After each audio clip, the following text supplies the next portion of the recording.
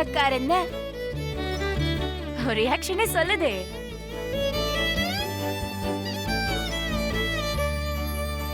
ஏய், என்னடி மெசேஜ் பண்ணிக்கிற அளவுக்கு அவ்வளோ ஃப்ரெண்ட் ஆயிட்டீங்களா?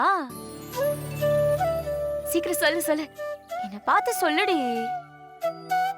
அவன் என்ன விட உனக்கு க்ளோஸ் ஃப்ரெண்டா?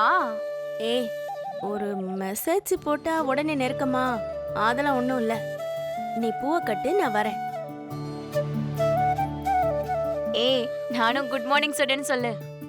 அடிச்சுப்போ, நான் ஒன்னும் பேச போறது இல்ல. ஏய், நடிக்காதடி. இல்லனா எதுக்கு ஓடுற? பேசு பேசு, நல்லா பேசு.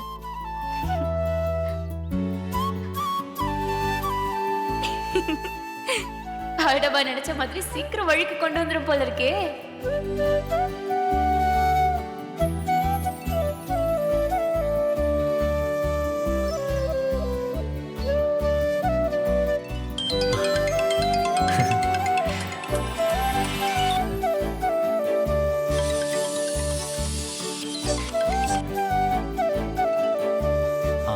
பரவாயில்லையே, பெரிய மனசு பண்ணி எனக்கு கால் பண்றீங்க.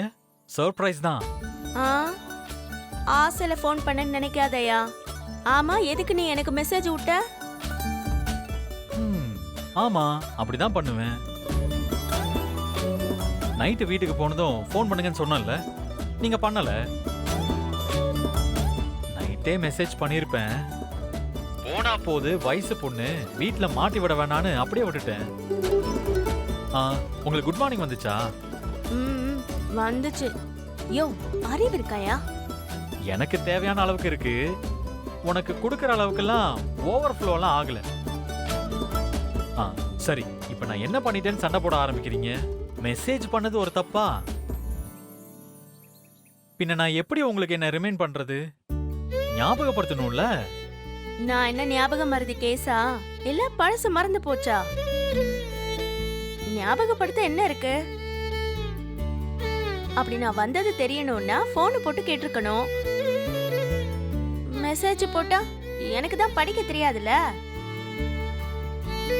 வீட்ல யாராவது படிச்சா என்னல தப்பா நினைப்பாக?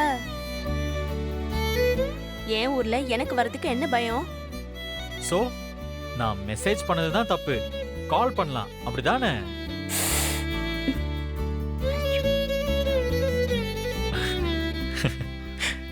சொல்லுங்க, கால் பண்ணலாம், அப்படிதானே?